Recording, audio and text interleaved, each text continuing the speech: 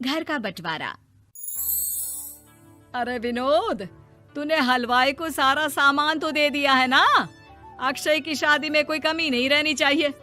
आखिर सबसे छोटा भाई है तुम सबका। हाँ माँ, आप चिंता मत करो, मैं पूरा ध्यान रखूंगा। मंगल बेटा, तूने तो कहा था कि फूल का ऑर्डर दे दिया है, यहाँ तो फूल पहुँचे ही नहीं। अब क्या बहू की विदाई के बाद फूल आएंगे?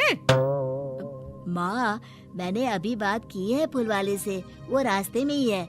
आप किशोर भैया से क्यों नहीं कहती कुछ करने को? किशोर पहले ही मेरे बताए काम कर रहा है। पास के सभी रिश्तेदारों और मोहल्ले वालों को कार्ड वही तो देकर आया था। रिसेप्शन के लिए हॉल भी उसी ने बुक किया था।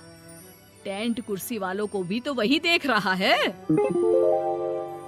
पर कई मोहल्ले वाले तो हमारे भरे पूरे परिवार से जलते भी हैं। उन्हें बुलाने की क्या जरूरत थी? बेटा, शादी ब्याह में तो बुलाना ही पड़ता है, नहीं तो लोग क्या कहेंगे।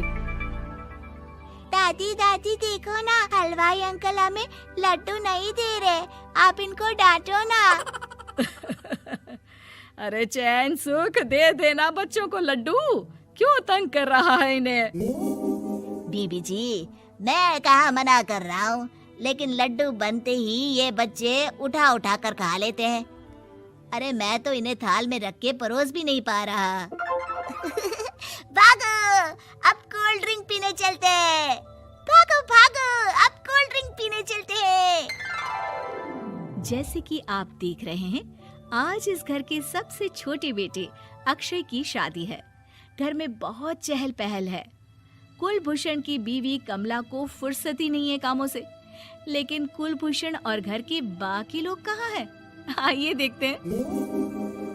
अजी, आप यहाँ आराम से बैठकर गाने सुन रहे हो और घर में अभी तक इतने काम बचे हैं करने को। अरे भाई, मेरे सबसे छोटे बेटे की शादी है, इसके बाद तो मैं अब चिंता मुक्त हो ही जाऊंगा। और फिर घर में तुम हो, बेटे बहुएं हैं, तुम लोगों के होते हुए मैं क्यों काम करूं? मैं तो शान से बेटे की शादी में जाऊंगा तैयार होकर।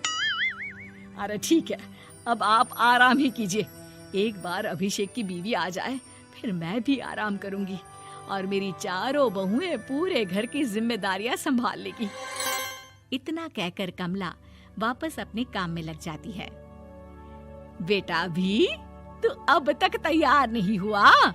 किससे बात कर रहा है फोन पर? तैयार कैसे हूँ? सैलून जाने से तो आपने मना किया है, क्योंकि मुझे हल्दी लग चुकी है। भाभीयों को देखो, सुबह से पार्लर में है। अक्षय की शादी हो जाती है और नंदिता बहू बनकर घर आ जाती है, लेकिन इस घर की खुशियों को मानो किसी की नजर लग गई थी। नंदिता के आने के बाद आए दिन घर की शांति भंग होती रहती। अपने माँ बाप की इकलौती बेटी को इतने बड़े परिवार की जिम्मेदारियां कहाँ संभालनी थी। अभी देखो ना, मेरे हाथों की मेहंदी भी अभी नहीं उतरी है और तुम्हारी मम्मी ने मुझे घर के कामों में लगा दिया। मैंने सोचा था कि घर की सबसे छोटी बहू होने के कारण मुझे सब पलकों पर बिठा के रखेंगे, पर यहाँ तो पलक झपकने की भी फुर्सत नहीं मिलती। देखो नंदू, शादी के पहले ही मेरे घर वालों ने तुम्हें और तुम्हारे पेरेंट्स को बता दिया था कि मैं जॉइंट फैमिली में रहता हूँ, तो फिर अब ये शिकायत क्यों? और फिर तुमसे पहले मेरी भाभी भी तो आई थी शादी करके, उन्होंने तो कभी कुछ नहीं कहा। नंदिता तब तो चुप हो जाती है, लेकिन ऐसा बहुत दिनों तक नहीं चलता। अरे नंदिता, माँ बाबूजी की दवाई का टाइम हो गया है, उन्हें दवाई दिलाओ और उसके बाद सबके लिए नाश्ता बना देना। पर भाभी, मैं तो अभी अपना फेवरेट सीरियल देख रही हूँ। प्लीज मेरी जगह आप कर लो ना ये काम। ठीक है, मैं तेरी जगह माँ बाबूजी को दवाई दे आती हूँ और नाश्ता बना लेती हूँ। तू मेरी जगह पूरे घर की डस्टिंग करके 5 बच्चों को स्कूल के लिए तैयार करके भेज देना और दोपहर का खाना बनाने के बाद कपड़े धोकर सुखा देना। उसके बाद हम दोनों मिलकर बाजार जाकर सब्जी ले आएंगे, फिर डिनर की तैयारी कर लेंगे और उसके बाद बस बस भाभी, मैं माँ बाबूजी को दवाई देकर सबके लिए नाश्ता बना देती हूँ। हे भगवान, ये कहाँ लाकर फंसा दिया मुझे। मेरे घर में तो गिनती की 8 रोटियां और 2 सब्जी बनती थी और नाश्ता निपट जाता था, यहाँ तो रोटियों का ढेर और सब्जियाँ बड़े बड़े पतीलों में बनानी पड़ती है। नाश्ता बनते बनते लंच का टाइम हो जाता है और लंच बनते बनते डिनर का। अभी मुझ में तुम्हारे पूरे परिवार का नखरा उठाने की और ताकत नहीं बची। मैं ऐसे नहीं रह सकती। अरे तो क्या चाहती हो तुम? मुझे अलग रहना है बस। तो ठीक है, हम कल ही शिफ्ट हो जाएंगे किराए के घर में। इतना बड़ा घर होते हुए हम किराए पे क्यों रहेंगे? ना जी ना, घर में ही दीवार खड़ी करो अपने हिस्से के आगे। घर के साथ साथ घर की खुशियों में भी दीवार खींच जाती है। ऐसे ही कई महीने बीत जाते हैं और नंदिता माँ बन जाती है। बच्चे के आने से अभिषेक के कंधों पर खर्चों का बोझ आ पड़ता है। अभिषेक का बोझ कम करने के लिए नंदिता भी पार्ट टाइम जॉब कर लेती है, लेकिन इससे उसके सर पर नौकरी, घर और बच्चे की जिम्मेदारी बढ़ जाती है। नंदिता, ये क्या है? तुमने घर भी ठीक से साफ नहीं किया, ना ही मेरे कपड़े धुले हैं। चिंटू के बाल भी कटवाने जाना था, देखो उसके बाल कितने बढ़ गए हैं। अरे करती क्या हो पूरा दिन तुम? मैं करती क्या हूँ? तुम्हारा नाश्ता और लंच बनाने के बाद चिंटू को डे केयर सेंटर पर छोड़ कर आती हूँ, फिर खुद ऑफिस जाती हूँ। पूरा दिन काम करके आने के बाद बिना आराम किए बाजार से सब्जियाँ लेकर आती हूँ, घर आकर खाना बनाती हूँ, चिंटू को देखती हूँ और क्या करूँ मैं?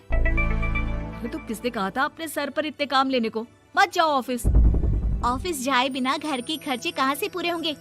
चिंटू की डे केयर का खर्च, उसके लिए बेबी फूड का खर्च, प्रेस वाले का खर्च, ये सब तुम्हारी सैलरी से होता नहीं है। अगर परिवार से अलग नहीं होती तो इतनी मुसीबतें नहीं उठानी पड़ती तुम्हें परिवार के साथ मिलकर काम करने में दिक्कत थी, लेकिन काम तो अब भी बहुत है तुम्हारे सर पर। चिंटू को भी डे केयर भेजने की जरूरत नहीं पड़ती।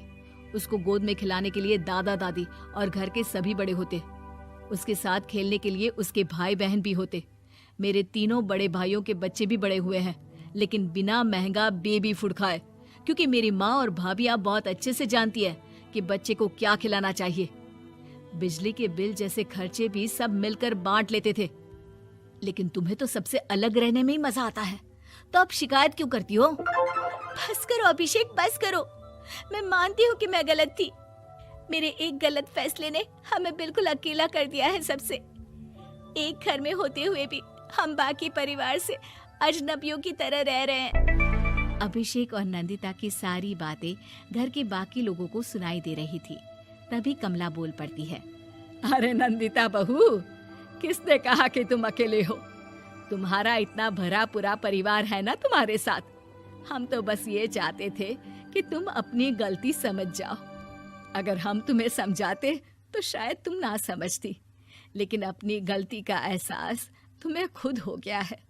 तो अब तुम समझ चुकी हो परिवार में एक साथ रहने का मोल क्या होता है। मम्मी जी, मुझे माफ कर दीजिए, अब ऐसा दोबारा कभी नहीं होगा। अरे माफी बाद में, पहले मेरा पोता जरा मेरी गोद में तो दे, और तू जाकर सबके लिए चाय बना ला।